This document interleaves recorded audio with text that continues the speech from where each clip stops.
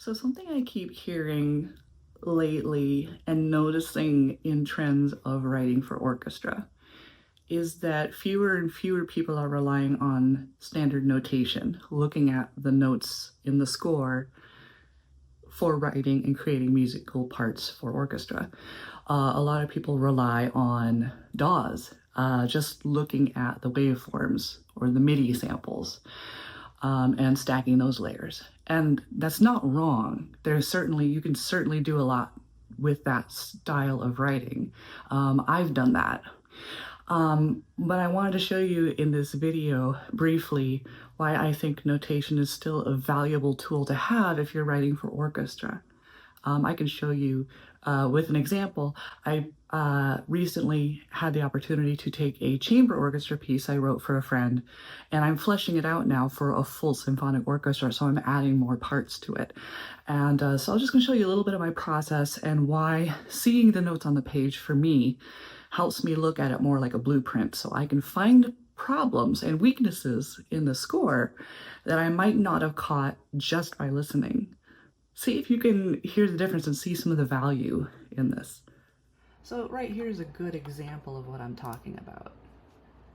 As you can see, we're coming up to a huge crescendo toward the coda. So we need all the instruments on here since we've done this before. Let's keep that pattern. I can see, if I listen to it right now, it actually sounds really good and I almost missed it. Take a listen.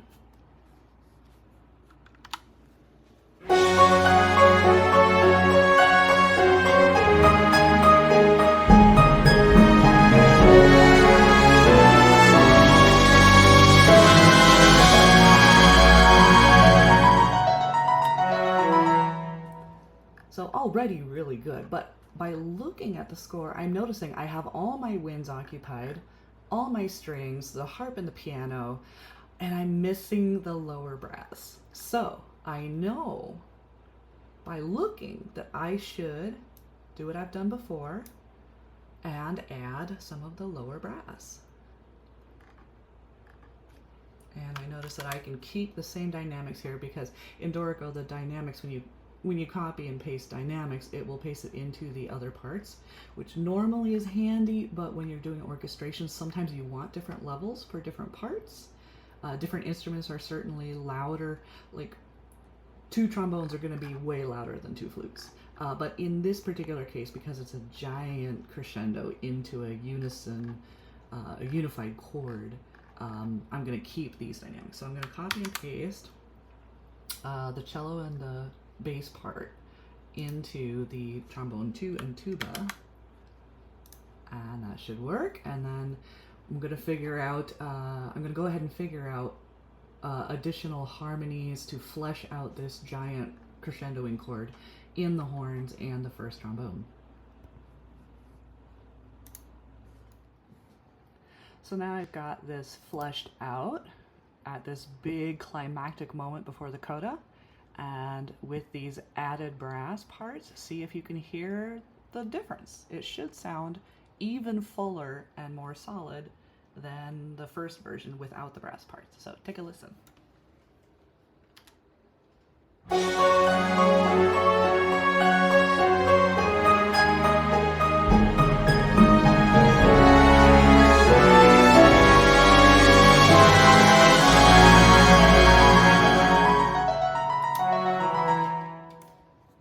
So hopefully you can hear that difference, and I don't think I could have heard that difference as quickly or know exactly what I needed to do without having seen those notes on the page and seeing which layers could use some fleshing out. Here is a short example of what I'm talking about. This is bar 16, this little doo-doo-doo-doo motif that I have in the old version in the piccolo and first oboe part. As you can see down here, I've also doubled that part in the harp. As I went along, I decided, however, that I just didn't like that timbre. And so what I did is I basically gave what the harp had up to flute number 1. So flute Number 1 is doubling at the same octave as the piccolo, and then the octave below that is being covered by not only the first oboe, but also the first clarinet. So I just ended up really liking the timbre of that little motif in that orchestration better than what I had had before. And here we see bars 80 to 89 in the original chamber orchestra version, where I only have one flute, a piccolo at this section, one oboe, one clarinet, one bassoon, one trumpet.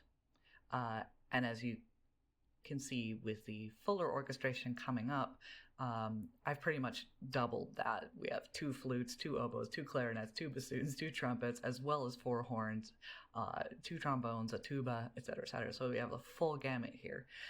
So listen to the difference between this MIDI rendition of the much reduced orchestration at this section compared to the fuller orchestration coming up. You might notice that while there is a charming chamber style intimacy going on in the chamber version with less instruments covering these lines, when we have the fuller orchestra with its doubling going on, the resulting sound is much more solid, much more grounded, less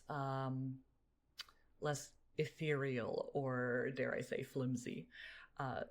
It just seems, to my mind, make a lot more sense having those extra players doubling those contrapuntal lines going on.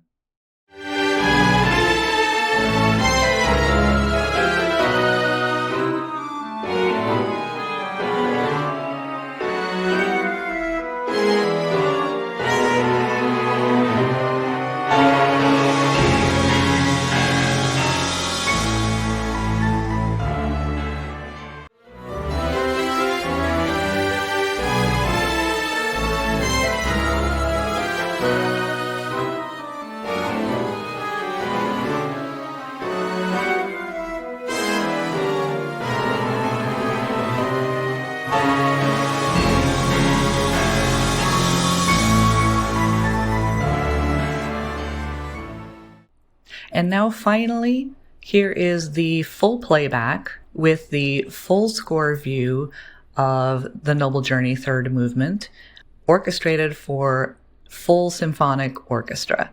See if you can follow the layers and how the addition of doubling certain instruments together with the added numbers that we have with a full orchestra help enhance and ground the overall feel of the work.